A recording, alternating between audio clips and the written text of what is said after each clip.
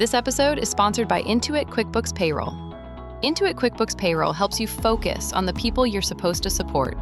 And now they've evolved into QuickBooks Workforce with tools for the entire team lifecycle.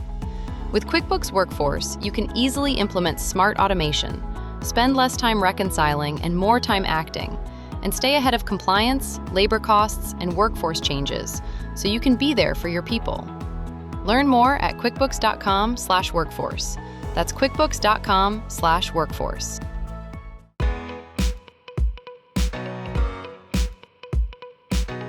So think about it. Every day, the success of our ideas, initiatives, and even careers hinge on our ability to inspire action, shape decisions, and earn the trust of those around us. To the audience, I've got a question for you. How many of you have seen a great idea stall simply because you couldn't gain the right support? All of us, right, at some point. Influence is not a luxury in the world of work, that's for sure. It's a skill that moves everything forward. Yet many of us struggle to gain executive buy-in that's needed to move our most important initiatives forward. Welcome to this special live recording of Honest HR podcast, whether you're joining us live or as part of our studio audience or you're tuning in from home. We're excited to have a room full of talent leaders united by one powerful truth. In our profession, influence is not just helpful, it's essential. I'm your host, Nicole Belina. Let's get honest. So today we're going to do a deep dive into this challenge with Bruce Waller. He's the Vice President of Corporate Relocation at the Armstrong Company, an award-winning business leader and best-selling author. Welcome to Honest HR, Bruce. Thank you so much. It's so good to be here and be in this live audience. It's cool. Yeah, I love this. We're super excited to have you, and you're a local. I love that, yeah. And I see several people local. It's great. Love it. Yeah. So Bruce, you've worked with HR leaders across various industries for 30 years. Yeah.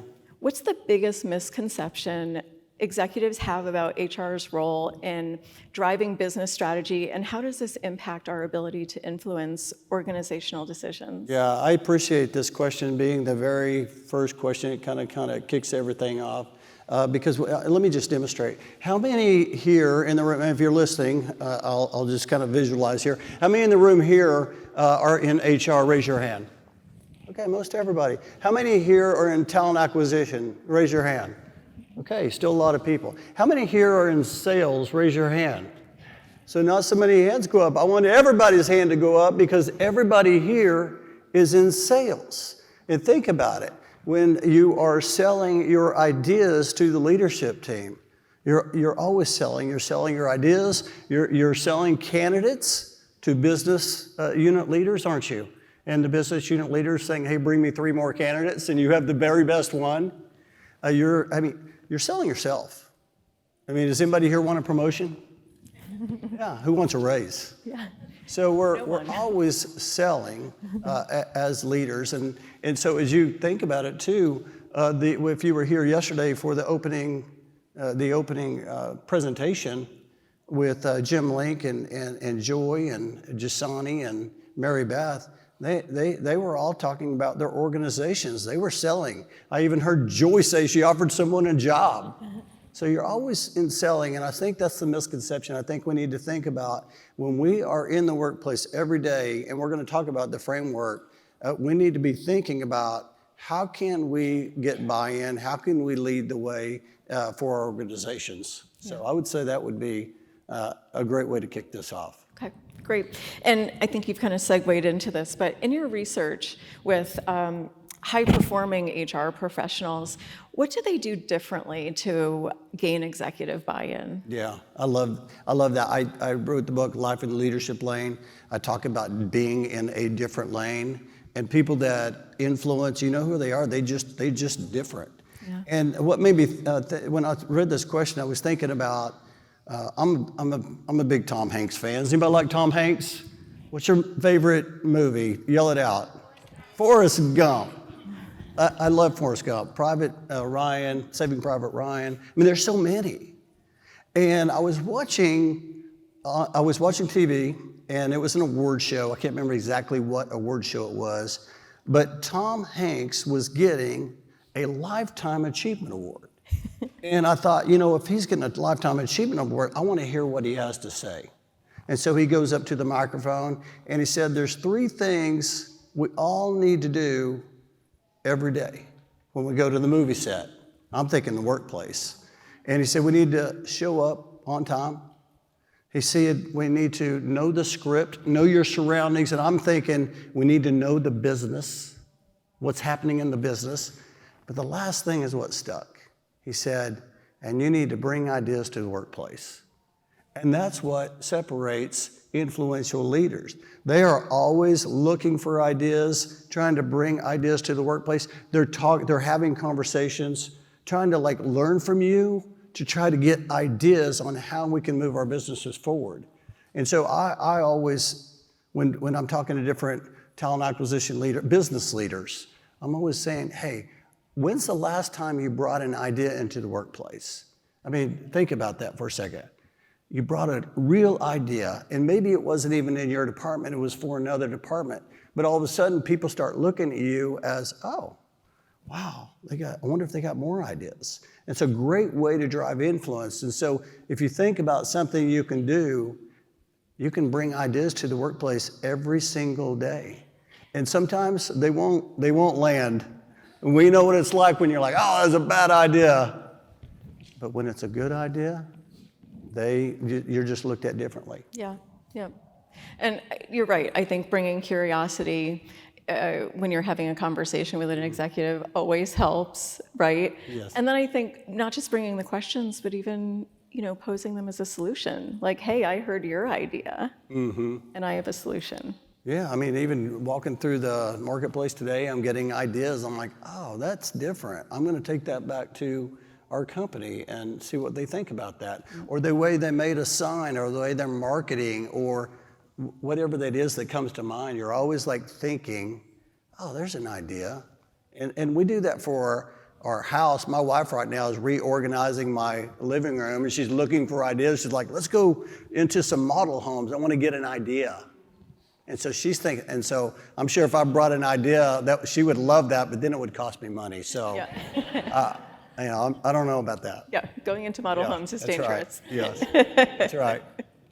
So for listeners and audience members who are new to your approach, can you walk us through the 5 key strategies you've identified for building real influence in HR, and just briefly explain why each one is essential for ensuring that lasting impact? Yeah, so just to kind of give some background, I started Life in the Leadership Lane podcast in April of 2020. We all know what happened in March of 2020. And so I was like, I need to stay connected and to different people, and so I started a podcast. And after about a year of the podcast episodes, I was trying to figure out a way to give the audience members a gift. I didn't want to just give them like a koozie or a pen. And so I thought, I'm going to take they're sharing so much wisdom. I'm going to take some wisdom from the show, and I'm going to put that out there. Well, one of the chapters is called Speaking Influence, and there's a lot of just so much perspective from different leaders. And so what I thought about doing was I said, hey, what are these leaders doing to be influential? And I think about sales. I am in sales and marketing for my company, and I start thinking about, okay, there's 5 things that I think about when I'm in the sales cycle. And so I sent these 5 things to these different, I call it high performers in the workplace, head of HR, head of talent acquisition, CEOs. And when you think about these 5 things, what comes to mind? And put together that chapter. But the 5 things, when I talk about this, number 1 is building trust. No trust, no influence. Are you with me? Is everybody with me on that one? The second thing is we need to define a problem, and not just a problem. We got to define the right problem. Have you ever been into a meeting where you're like, hey, I got an idea, and you throw it out there, and they're like, hey, put that in the parking lot? It's because it's not the right problem. So the right problem is going to be centered around the mission, the vision, the values, what our goals are for this year, what our initiatives are this year, right now. Like at our company, if I brought a problem around quality, safety, profit, revenue, they're going to listen. So defining a problem. Now here's the third thing. This is where everybody gets stuck. You got to build a business case. Who's got time to build a business case? Like it's a lot, but that's what your leaders want to see, isn't it? They want to see, hey, what's the return? What's this investment going to be? What return are we going to get on this investment? How is this going to affect our performance, our people? So you've got to build the business case. And then, so that's the third thing. Number four thing is we got to develop sponsors in the workplace. And I was thinking about this when I interviewed former chair of the board for SHRM, David Windley. And we were talking about mentors. And so I was like, mentors are very important. Who is your mentor? And he said, Bruce, mentors are important. But you know what's more important? Sponsors. I said, tell me more. He said, sponsors can move your ideas through the organization when you're not there, behind closed doors, at the board table.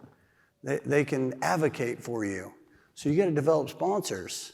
And I was thinking about that, how important that is. I had a CHRO on the podcast, and she was talking to me about the importance of developing sponsors as well. And she said, even the naysayers, anybody got any naysayers in your company? She said, they will help shape your challenges to when you're going to the boardroom and present it, you'll be ready. And then the fifth thing, you got to be persistent. I mean, if you really believe in the idea that you're bringing forward and you really want to influence something, you have to keep going. You have to believe that it's going to help your company. It's going to help the people in the company. It's going to help the community. You have to keep going if you really believe. But if you don't believe in it, it'll fade away. It'll just fade away because you'll be like, nobody's listening. Well, yeah, I mean, if you're not super excited and persistent about the idea, likely no one else is going to be, right? So true. I had a guest on the show, and I was talking about, in the business case, it's important that you challenge the situation. And she said, it's one thing to challenge, but it's another thing to be open to being challenged. And that really stuck with me because many times I'm like, you know what, we need to do this. We haven't thought, we need to really work on this. And you get pushback and you're like, okay. And you walk back to the office. But you need to be open, being like, you know what, I need to think through that. Maybe I haven't thought from this angle. I need to be open to being challenged. And that's a responsibility of a leader.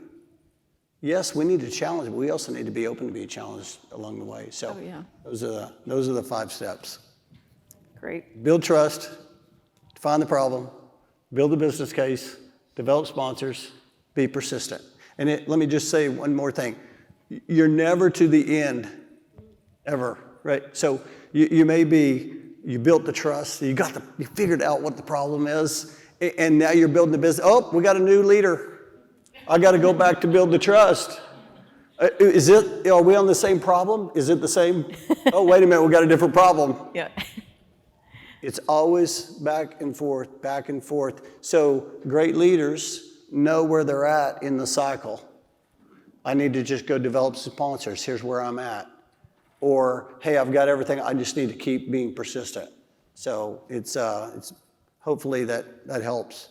Everybody like that? Is that good? Yeah? Good. Very good. Good. So you recommend asking leaders about their challenges in 15-minute meetings. So these are like little sprints, I guess. What's the most effective way to frame these conversations so that executives see value rather than seeing them as, just another meeting on their calendar? Yeah. Oh, man. I was in a session yesterday, and I heard Scott Talema, and he talked about, is anybody in that session? It was amazing. And he talked about having courage. And I think that's the thing. We just need to have the courage to be able to, decide, make the decision. Number one, I want to be more influential in the workplace. I want to figure out how can I help move the business forward. And so having the courage to go and ask for those meetings. And a lot of times, it's important because it's not just about having the meetings. It's about building relationships. We talked about that earlier. We're trying to figure out how can we keep building relationships. And I know a lot of times people will ask me about, oh man, those closed door meetings are kind of, I don't know about those. But we can do it in a lot of different ways. We got to just figure out how do we talk to different people in the organization, let them know about what we're thinking so we can get buy-in during that time. And so we just got to continue thinking like, okay, how am I serving the organization? It's not about us, it's about the organization. How can we continue to serve the organization? And I think that's what we just need to make that part of our day. And many times our schedules are full. Anybody have a schedule that's open? No, they're full. They're so full. And so we got to figure out ways to block out time to talk about what is it that I'm going to go and be purposeful this week. Probably a better word, being intentional on connecting with someone this week about this. And if you connect with them and they're like, hey, can we do it another time? Of course we can do it another time. What works for you? And get it on the calendar. But yes, I think that's important. We got to continue to collaborate, walk slowly through the crowd, find out what are the challenges, and connecting with different people in the organization to try to move that influence. Yeah. Well, and I love the idea of the 15-minute meeting. I am somebody who protects my time quite a bit. I am not a meeting person, I will tell you that. And there's something to be said for people who, you talk about the intentionality, the purposeful, being purposeful. And when you have a topic that you can walk into a meeting, with intention, and you can be succinct enough, right, to deliver that message with purpose, I mean, that shows influence, right? That shows credibility. Yeah, I had a guy walk in my office last week. You're in trouble when they're not on your calendar and they see you walk into the office and they walk in behind you and they sit down. Hey, how you doing, man? How was your weekend? Good. And it's just gonna there's no intention. Yeah. It's just like, hey, just catching up, Hey, how do you do that? Yes, it's part of building relationships. Yes, it's important to do that. But you've got to be intentional about, hey, listen, do you have 5 minutes? I want to talk to you about this one thing. That's another thing that we need to also do is we need to focus on one thing. Many times we have a list of, hey, can I get your time real quick? I got 10 things I need to talk about. That's exhausting, isn't it?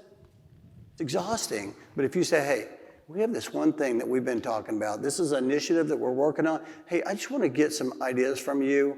See, is this still important to you? Is this a challenge for us? How can I help with this? 5 minutes. And so, yes, that's a good point. So I have a question for our audience. Oh. Let's get honest. How many of you have found yourselves having meetings about meetings before meetings? And after meetings? It's like my favorite thing to do. Just kidding. So Bruce, you argue that if done properly, meetings before the meeting are crucial for HR professionals seeking to build influence. How does this strategy work in practice? I think at the end of the day, it's, when I talk to different leaders and I asked them the questions, they talked about, I'm just going to share just real quick, the importance of if you're going to bring something up, if you have an idea, or if there's something that you're working on, and you really want to create influence in the world, you're really trying to get buy-in, you've got to get other people on board with that buy-in. And so one of the ways that I talk about having drip campaigns. Has anybody heard of a drip campaign? It's where you're like always like talking about it, just socializing it, just to see if somebody, like it sticks with someone. You know, and so sometimes it doesn't necessarily need to have a, hey, we need to go in behind closed doors and let's everybody get around a table. Let me just tell you what I'm thinking about and just see where it lands, right? You know, I always talk about having that 100-0 rule. Mm-hmm. And does anybody know what the 100-0 rule is? That's where you give 100% and you expect 0. And so it's always like, hey, you know what? I'm just gonna put this out there and see if it doesn't come back. I'm good with that. I'm just gonna put that out there. Or I think they call it a 7x7 rule, and that means you have to see it 7 times before other people see it. Has anybody ever like bought a car and it was like, I remember buying a white little Chevy Blazer years ago, and I drove it off the parking lot onto the highway, and I see white Chevy Blazers everywhere. Everywhere. You see your same car everywhere. You're like, oh, there's so many of those cars out here. I haven't noticed that before. So having the meetings can be different types of ways of communicating what you're trying to influence. Just continue to be like talking about it, letting people know. And then asking, hey, by the way, what do you think about that? Just to kind of get a pulse read. Yeah. And I think that's the thing that we need to always be. Don't worry about. Don't try to do everything on your own. We just need to. And sometimes it's not the right season. So the drip campaign may go for months, but if you believe in it, you keep going with it. Just keep going. Just keep going. I have an idea in our organization. We have some different goals that we're trying to achieve, and I've tried to like land these ideas on, hey, we should try this. And some of them have landed, and some of them haven't landed, but I believe, and I just keep dripping it. Hey, by the way, you ever thought about that? What I talked about? You know, maybe putting that on the wall, because when our drivers come in, our owner-operators, they could see that. Oh, yeah, we've thought about that, Bruce, but just haven't been able. And so I'll bring that up. Drip, drip, drip. Just keep dripping it and just see what happens. Yeah, I call it breadcrumbing. Good. Yeah. Yes. Yes. Yes, particularly, you know, it works exceptionally well for executives who are not so quick to buy into change, right? Okay. You have that little drip campaign, and you sometimes have to play the long game. We all need that. That's right. We all need that. So you surveyed high performers in HR and talent acquisition. Mm. What's one habit or practice that consistently separates influential HR leaders from the rest? One habit. Man, they do a lot of good things, a lot of things very well. I always talk about how great of listeners are, how they walk slowly through the crowd.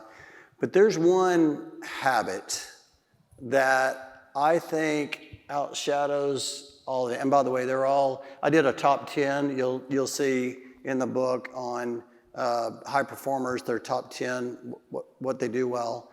And continuous learning is number 1. But the thing they do well is they act. ACT. Write that down. ACT stands for Action Changes Things. And so every time I'm in a presentation or I'm in these group meetings, at the end of every meeting, I will ask different people in the audience, I'll ask them, what was your act?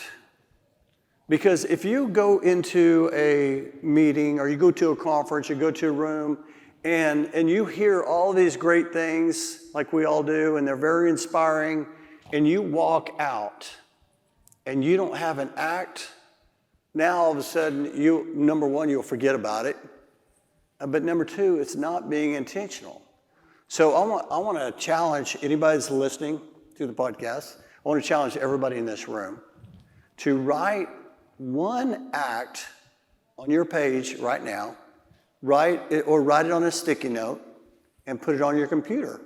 And that act might be around, hey, maybe I need to build trust, or maybe I need to define the problem in our organization. Maybe I don't know what that problem is. I mean, we got a lot of problems.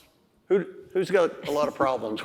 We all have a lot of problems. But what's the right problem? What business case do I need to build? Because I know that I won't get any influence if I don't put something together that shows data to our leaders and what that investment is. Or maybe it's you know what? I need to go talk to that naysayer. I know there's not a relationship built there, but I just need to make him feel like he or she is valued or heard, or I just got to ask him, you know, or maybe I just need to be more persistent, or something we talked about today, or maybe it's something that for those at the conference, maybe it's something that they learned at the conference. What's that one act? Because that's what leaders do well. They take action. They take action. And like I said, action changes things. And so if there's one thing that you can do, it's like each week I have a planning process. And I'll share this because I always ask different guests, hey, what's your routine? What's your planning process? And because I want to learn. I want to learn from those that are performing in the workplace. And me, every weekend, I write down everything that I'm going to get done for that week. What am I going to act on? For that entire week, it's already filled in. And then each day, I will write down what I call them MVPs, my most valuable projects. What are my top 3 MVPs? Because we'll do a lot of stuff that day, but you won't remember half the things you did. Does anybody ever went home and go, I don't even know what I did today? But boy, what a day it was. And so but that's about being intentional and taking action. And that action may be, hey, I just need to block 15 minutes so I can go have a meeting with someone and just share with them an idea that I have that I think we can help our organization or we can help our people in that space. And so my one thing that I see is an act. And if you can put that into your everyday, it will change your career. Yeah, that's good advice. I think, and you're right, you've got to act on it. I think there's a lot of really sharp HR professionals who have a lot of good ideas, but perhaps don't have the confidence, right, to actually act, because that's the brave part. Yeah. That's the scariest, the hardest part. And so, what about building confidence? What advice do you have for those who are nervous about talking to executives about these big ideas? So I love the question, by the way. It takes me back. So I've been with my organization now for 22 years. I remember going into that year, I'd been in 3 different companies over the last 4 years. And I was like, I got to find a job that sticks. And I remember sitting around the table with all of these experienced leaders at the table. And I remember we would go around the table and we would report on things, here's what's going on, here's insights, whatever that was. And everybody would share their perspective.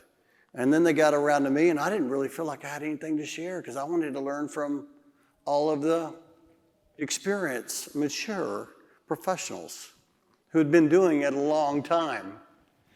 And now I'm that guy. And we have all these young people around the table. And I want to hear from them.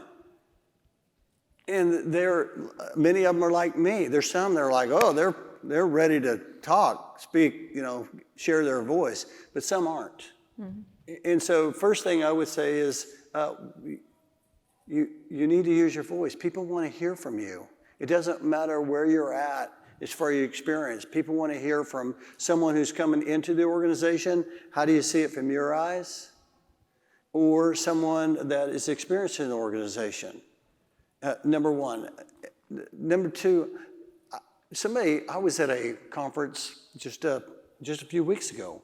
I got a chance to interview the CEO, Johnny C. Taylor Jr., and I was, it was a lot of fun. Yeah. And I was thinking about, as I got to that point, I was thinking about, so kind of what got me to that point? Well, early in my career, I took a Toastmasters. Has anybody ever taken Toastmasters? Raise your hand. There's a few hands out there, those listening. That's one of the best things I ever did. And I remember when I went to those meetings, two things occurred. Number one is like, I don't have time for this, but I want to be a better communicator. And so I would go to these Toastmaster meetings, and I set a goal. If you can do the 10 speeches, the competent Toastmaster, then I said, once I do 10 speeches, I'll leave. Well, several years later, I was given a presentation, and someone said, oh man, Bruce, you're a natural. And I was like, oh, thank you. But he didn't see me at that Toastmasters meeting whenever someone said, hey, we're going to stand up and share this topic. And at that meeting, they would hit this bell every time I said, and that bell's like ding, ding, ding, ding, ding, ding, ding, ding. And so I would say this, work on you. Mm-hmm. You need to work on your communication, wherever you can go to continue to develop. But the last thing I would say is this. At SHRM, I believe it's 21. It was in Las Vegas, and Johnny C. Taylor Jr. was interviewing Michael Phelps. Was anybody there? And I was really interested in this. I mean, you have an Olympian, the most decorated Olympian, and he's talking about mental health. But what stuck with me is when he shared that, Michael Phelps shared this. He said, the more you talk about it, the easier it gets. The more you talk about it, the easier it gets. And I thought about how true that is in every area of our lives. The more we do something, the easier it gets. So if you're talking about, hey, I need to work up the confidence to go have a conversation, you just got to do it and not be afraid of fear of failure. You're going to fail. I have a love-hate relationship with failure, by the way. We all do, yeah. I love it. I hate it because I'm like, you get that black cloud over your head and you're just like, oh man, this is like, just go away. Like, it's terrible. But I love it because I know it's going to lead to something great because you learn from it. So when you're failing, you're in that valley. And so when you're building up and you're trying to work up the courage and you go do that and you fail, you need to say to yourself, you know what? That's one step closer to where I need to be. And you're just going to continue to build on that. And someone one day is going to say to you, wow, how'd you get so good at that? How'd you develop your influence like that? And you're going to say, you know what? 20 years ago, I started climbing the mountain. And that's what it takes. It just takes continuously, every day, being intentional and working on that. And that's for me. Yeah. So you ask, how do you want to be remembered? Oh, man. Which isn't, we talked about earlier, you have interviewed my boss, Jim Link, twice, right? And his thing, is always, what do you want to be known for? That's right. Yes. So similar. So if HR leaders want to build a lasting influence and legacy, what should they start doing differently? I like that. I like that question. So I got a chance to interview Jim Link, and his question was, what are you known for? Everybody needs to be known for something. And when I give presentations, I always think about, what do I want to be known for? So I'll ask the group, hey, what are you known for? And I'll go around the room and I'll ask the question. And someone might say, I'm known for, being in HR benefits, or I'm known for, being a soccer mom or whatever that is. And so for me, when I think about that, I think when I put out my bio, I'm known for a relocation executive, I'm known for an author, a speaker, and a podcast host. But really, what I really want to be known for is a great dad and a great husband, a great coworker. So that's what I'm like, the intention where that comes is I want to try to be that every day. And so as I'm doing some more writing, and I thought even deeper on that, and really what I really want to be known for is being the best 60 minutes of somebody's day. So whether I'm helping someone with a relocation, helping someone's reading my book or listening to the Audible, or someone's listening to the podcast, or speaking. That's what I want to go for. And I feel like, we all know what Google reviews are, 5-star reviews. You know when you walk into a restaurant, when it's a 5-star, it's going to be a 5-star experience, don't we? Like it's great setting. The waiter or waitress is just amazing. It's just like energizing. I was at a hibachi restaurant the other day, and the chef was like incredible. We just knew it was going to be a great experience. And I share this because we have the opportunity to do that in our workplace. When someone comes into our office and we have a conversation, and sometimes it's a tough conversation, sometimes it might be the meeting before the meeting. How do we influence the workplace? But when that person walks out of your office, what review are they going to give you? If they could go down the hall and do a little review on, hey, this meeting, I'm going to give this one a 1 star. That was bad. Or I'm giving this 5 stars, and I'm going to write, a whole documentary on this. How are we making people feel? Yeah. That is influence. That is influence. And so whenever I'm like in a networking event, I want to be the best 60 seconds of someone's day. Just smile and just tell people, hey, I'm glad you're here. But I think that's really what drives influence. I want to share this. I know we're wrapping up here, but I was at a sales leadership conference a few years ago, and 100+ people in the room. And at the very end of the meeting, after the 2 days of the meeting, the chairman of our board gets up and he said, hey, I want to say a few words. And he hadn't talked the whole meeting. And he said, I want to share some wisdom with you. And I'm like a note taker. I'm like, I got my notepad out and I'm like, speak to me. I want to hear like, what's this wisdom? And he said, I want to share ways for you to become a better, he was talking about being a better salesperson, but it's just a better person. And he shared these different things. He said, number one, you got to use the golden rule. Treat people how they want to be treated. From the president to the person that sweeps the floor. Acknowledge them and respect them. And then he says, number two is you got to make people around you better. Be humble and have great humility. I was like, I like that. And then the third thing he said is you need to be generous, big or small. It can change your life. And then the fourth thing he says is you got to have good manners, because manners will take you places ability won't. And I was thinking when he shared that, how that is influence without a title, isn't it? Yep. Like anybody can do that. You don't, like, people are watching us every day. And so if you want to have great influence in the workplace, just do that. Just keep working on serving people, using that 100-0 rule and helping people along the way. And good things will happen.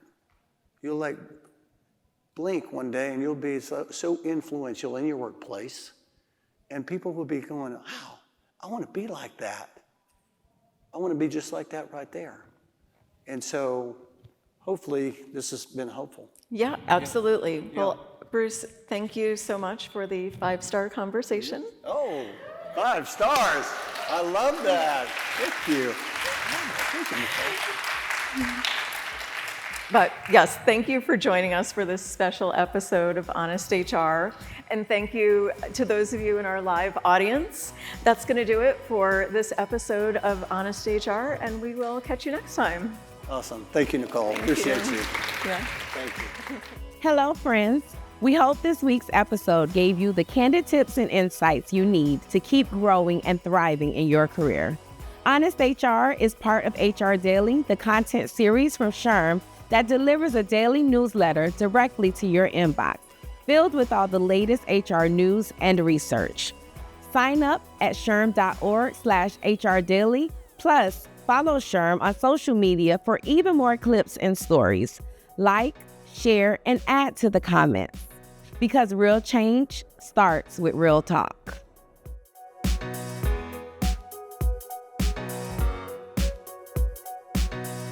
This episode is sponsored by Intuit QuickBooks Payroll. Learn more at quickbooks.com/workforce. SHRM. This podcast is approved for 0.5 professional development credits, also known as PDCs, towards SHRM CP and SHRM SCP recertification. Enter the following PDC activity ID in your SHRM activity portal to log your credit. 27-46W79.